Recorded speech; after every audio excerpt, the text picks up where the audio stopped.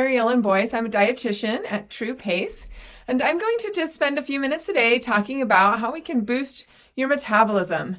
And there's some things that we can definitely do and some things that we can't necessarily change, but I think we should have a great discussion, hopefully, about the things that we can do. To start off, I like to have a quick little question to kind of catch your attention. Today, I want to talk about what is the healthiest state in the nation. So I want you to think about these these several, 9 or 10 different parameters that they used to determine, and it's based on air quality, obesity prevalence, physical activity, chronic health conditions, hours of sleep, smoking rates, amount of binge drinking, vegetable consumption, fruit consumption, and prevalence of depression. So which state is the healthiest in the nation? And just to let you know, Colorado is number 2. We are not the healthiest, but we are up there. We are the second most healthiest state in the nation. And number 1 is actually Hawaii, because of their low obesity rates with a large percentage of adults engaging in leisure time physical activities. I know we'd probably all like to be in Hawaii right now, but second best place in the nation is Colorado. But I want you to think about these indicators of health: air quality, obesity prevalence, physical activity, chronic health conditions, hours of sleep, smoking rates, binge drinking, fruit and vegetable consumption, and depression, because some of these things actually really do affect our whole overall health and our metabolism, which we will be talking about today. To start out with, I want to define metabolism. Metabolism is the chemical reactions in the body's cells that change food into energy. Your metabolic rate is the amount of energy per unit of time that a person needs to keep the body functioning at rest. So here's a little graphic to kind of help you see that all that food that we eat that's on the left-hand side gets digested and broken down by our gastrointestinal system and gets used in our bodies for different repairing cells, breathing, organ function. All of those things are just keeping our bodies alive. So those chemical reactions from our food are needed to do those just basic keeping our body alive. And that would be our metabolic rate, the rate at which we burn through those foods in order to provide energy to do these things. Here are some things that affect our metabolic rate: age, genetics, hormones, body composition, and biological sex. These things are all things that make a big difference on our metabolic rate. And all of these things are things that we cannot change, that we don't have a role in modifying. So consider this when we talk about some of these things today, that there's a lot of things that affect our metabolism that we are not in control of. And we need to kind of accept some of those things and make wiggle room where we can. Here is a little graphic that I put together that kind of helps us understand the rate of metabolic decline as we age. So for a moderately active female that weighs 150 pounds and is 5 foot 5 inches tall, here are an example of her metabolic rate, or the amount she needs to just survive, to live, her body to do the normal functions of every day, and then estimated total energy needs through her lifespan. So when she's 20, her metabolic rate may only require about 1,453 calories a day. And her total energy needs are almost at 2,000, right? But every decade of her life, her needs will decrease. And you can see that it's about 50 calories per decade, give or take, as you go down there. Pretty close to 50 calories per decade less. So that by the time she's 90, really, she's needing about 500 calories less in a day than she did when she was 20. So that is an important thing. And obviously we can't modify our age, right? That's just something that the hand we have where we're at this point. So let's talk about, though, the things that do affect our metabolic rate that we can modify. So here are some factors that research shows can make a difference in our metabolic rate: eating breakfast, reducing stress, drinking water, eating protein with meals, exercising, building both muscle and varying the intensity of your exercise, getting adequate sleep, avoiding crash diets.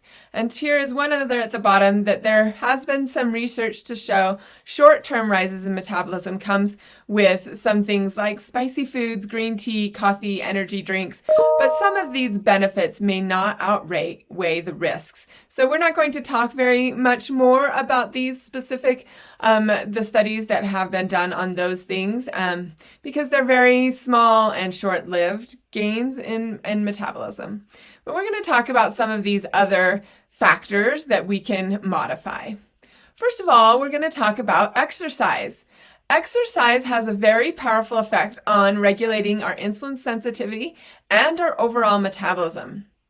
Studies show that exercise really protects against weight gain. So a lot of times when people are trying to lose weight, if they modify their diet, that will really help to lose the pounds. But if they do not continue to have an exercise program, it will be really difficult to maintain that weight loss. So exercise can help you lose weight, but really it has the most research to show that exercise protects against future weight gain. Building and maintaining muscles increases your metabolically active cells, your muscles. Those are the cells that really burn calories, that increase your metabolism, right? So being able to build those muscles or maintain those muscles as you get older can be really important. Also, aerobic exercise or endurance training can increase our use of fats in our body and improve our sensitivity in our muscles to glucose. So it is important to have both muscle building exercises or strength training and also aerobic exercises or things that make us a little more breathless. And of those aerobic exercises, it's important to vary the intensity of the exercise. You can go from times when you're able to talk easily to times when you feel maybe a little more breathless or it's hard to carry on a conversation. And having those variations in your exercise routine can help to stimulate your muscles to make those adaptations to increase your metabolism. So both of these things work together to make your body more sensitive and increase your metabolism. Let's talk a little bit about sleep and stress management now. There's been a lot of studies that show that sleep deprivation or disordered sleep breathing can cause metabolic dysregulation. So it really can disrupt your metabolism, including hormonal imbalances and subclinical inflammation. So loss of sleep can really affect your body's ability to manage your metabolism. Specifically, a lot of studies have done on the hormones of leptin and ghrelin. These two hormones work together to suppress and stimulate your appetite. So leptin is something that really suppresses your hunger, right? So after you have a meal, you have a lot of leptin in your blood system because you're feeling full. That feeling of fullness is sort of facilitated by the hormone leptin. And when you don't get enough sleep, you have less leptin in your body, so you may feel more hunger. And the same goes with ghrelin, which stimulates your appetite, which helps you to feel more hungry when you need to eat, right? And those hormones increase when you don't get enough sleep. So really managing your appetite can be really difficult when you are sleep deprived. And I don't know if any of you have experienced this, but you really want to take care of your sleep for so many reasons, but one of which would be to keep your metabolism working well and your appetite well regulated. On average, we only get 6.8 hours of sleep a night, and a century ago, on average, we got 9. And 30% of adults sleep less than 6 hours a night. So if you are not getting at least 6 hours a night, you may want to think about changing your habits so that you can get a better night's sleep and the rest that your body needs. What you eat can also affect your metabolism, namely eating breakfast in the morning and eating protein with meals. Protein takes more energy to digest, and it's called the thermogenic effect of food. So when you eat protein-rich meals, that just takes a lot more calories to digest it, to break it down, than carbohydrates or fat. So really, that can account for about 80 to 100 calories burned each day in just the amount of energy it takes to digest the protein in your meals. So eating breakfast, and breakfast especially with some protein, and having protein with meals can help get your body moving and grooving and ready to burn some calories in your day. So it really helps to keep get your gut active in the morning and include protein. So I want to talk a little bit about crash diets. Crash diets can really put your metabolism in the trash. It just lowers it pretty substantially. It's one of the adaptations our bodies have made to survive when food is scarce. It becomes more and more efficient with what food we do have. So this is a slowing of our metabolism. This is one reason that someone who has crash dieted and stopped dieting, right, if they've stopped that diet and just go back to a normal, regular diet that they were eating beforehand, they are likely to gain that weight that they lost back and gain even more. So gradual weight loss through more sensible and less dramatic reduction of calories can really help to preserve our metabolism. But don't worry, if you have had some crash diets and your metabolism's lower, you can really work to increase your metabolism by eating enough calories, exercising, and practicing good habits like sleep and stress management. So here's the question, the big question: which one of those things that we talked about will make the biggest difference? And really, it's individual to you. It depends on your lifestyle, your genetics, and really what things you're most willing to permanently change, or what things you're furthest from, the standard on. If you're not exercising at all, then doing even some exercise can really make a big difference in your metabolism, right? If you don't eat very much protein with your meals, adding more protein may make a big difference. So you really have to think about your own life and what works best for you. And that's where dietitians can come in at TRU PACE. There's a dietitian assigned to each of you. And if you would like, they can work with you to find out and figure out what's going to be best for your lifestyle and what things will help you with increasing your metabolism. So reach out to your dietitian if you would like some more help with changing those lifestyle habits. So I want you to think about what you feel when you hear the words lose weight. So this can be something that's very emotionally charged for all of us. And you see this graphic of a scale, and you can see these frowny faces, differing levels of frowny faces here. When you hear a physician or a friend or family member tell you that you need to lose weight, it comes with a lot of emotional baggage. You already kind of feel like if you need to lose weight that you should. It's not news to anyone, least of all to you. And to hear those words can be something that's really emotionally charged and can help you, or can facilitate feelings of anxiousness, depression, and really discouragement, sometimes fear. And so I want to talk a little bit about the emotional tugs that weight loss, being told you need to lose weight can bring us to this point of vulnerability. And we can be really susceptible to some unfounded, quick, easy, usually weight loss schemes out there. So different medications. HCG was big for a while, several decades ago, it feels like now. But just different programs and ads that come up that are really not medically founded. They have very little research, but because they are claiming that they can help you lose weight quickly, then they tend to get a lot of response. So I want to just mention one that's recently is this Golo. It looks like the graphic's a little backwards here, but Golo is one that we've seen a lot recently. And in researching it, it really looks like that the studies that have been done have all been sponsored by Golo, and that they really put this supplement called Release out there. And it's quite expensive and really should not be taken unless you have an clearance from your doctor, because it may be unsafe for some.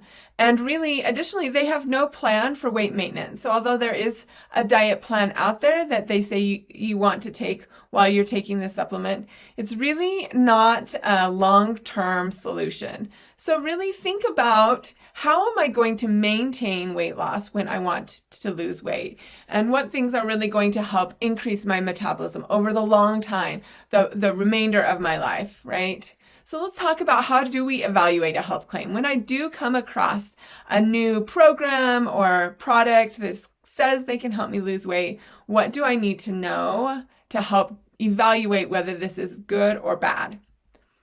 So here are the things. First of all, ask yourself, is this website reputable? Is it .gov or .edu? Those are more reputable sites. Also, you want to see, are they asking for my personal information? Do they want my email, phone number, any of those kinds of information? Then it is probably not a reputable website. Also, you want to ask, are the studies that they're citing good? Are they recent? Are they done on humans and not animals? Is the study design good? And you can tell when you read the studies whether it was good by if it was a double-blind, random, crossover study. Those are going to be more well-done studies, right? Also, who is recommending this product or advice? Does this come from one person or is this multiple family and friends, right? Does your doctor, recommend this? Does multiple doctors recommend this? You really want to have multiple people recommending it. Do research. Go online and look for some good reviews on that product and look for reputable websites that are giving those reviews. Also ask yourself, is this too good to be true? Things like having a money-back guarantee and a promise to cure a myriad of things really is a kind of bell, a buzzer in your mind to know that this is probably a product that's too good to be true.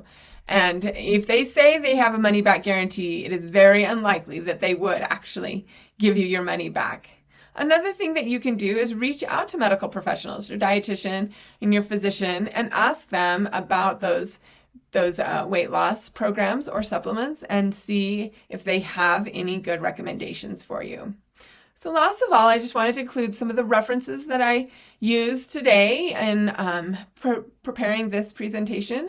And I hope that as you consider ways to boost your metabolism, that you will be able to think about your own lifestyle and diet and the things that you can do that will help you, like exercise and sleep and managing your stress, that can really help you overall in so many aspects of your health, and not the least of which is boosting your metabolism. Thank you so much.